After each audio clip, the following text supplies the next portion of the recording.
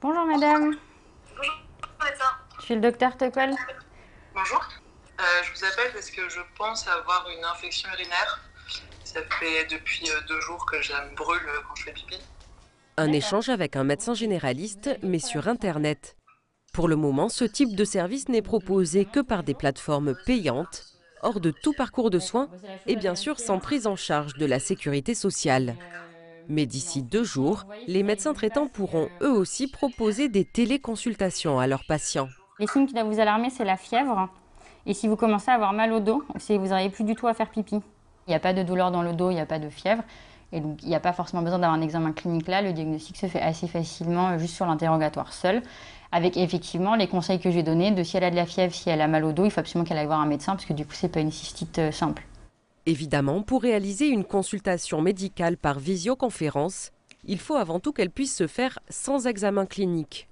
Un certain nombre de motifs, comme une suspicion d'otite qui nécessite forcément un examen des oreilles, sont donc exclus. Pour les patients, on pourra avoir de la téléconsultation, en particulier dans le cadre d'un suivi des maladies chroniques. Un patient qui est stabilisé, et ça se fera en alternance avec une consultation au cabinet. Dans un certain nombre de pathologies classiques aiguës, si le médecin le juge utile, une téléconsultation peut suffire et c'est laissé à la libre appréciation du médecin, il engage sa responsabilité. Ensuite, pour être prise en charge, la téléconsultation doit faire partie du parcours de soins. Le patient doit être connu du médecin traitant et l'avoir vu dans les 12 derniers mois. S'il consulte un spécialiste, il doit être envoyé par son médecin traitant.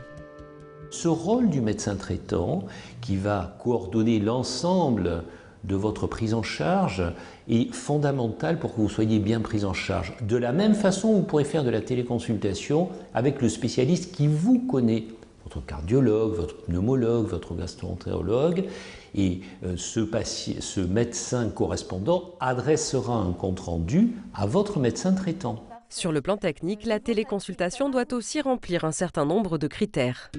L'échange doit se faire par vidéo et non par téléphone. Pour envoyer des documents, la connexion doit être sécurisée et les données doivent être stockées par un hébergeur agréé. Au siège de cette start-up, c'est l'effervescence. À quelques jours de l'entrée en vigueur de la téléconsultation, ces programmeurs sont en train de finaliser le logiciel qu'ils veulent proposer aux médecins. Pour s'équiper, et notamment pour s'abonner à des plateformes de téléconsultation, les praticiens pourront bénéficier d'une aide financière. Ce sont eux qui doivent s'équiper, le patient, lui, n'a qu'à se connecter. C'est le médecin qui fait le choix de proposer une téléconsultation à son patient. Donc en fait, il va lui envoyer un lien d'inscription ou un lien vers une téléconsultation dans lequel le patient va retrouver son équipe médicale, donc le nom et le prénom, les coordonnées de son médecin traitant, et un lien vers l'accès à une téléconsultation. Et donc si je clique ici pour rejoindre, je vais être mis en relation avec ce médecin.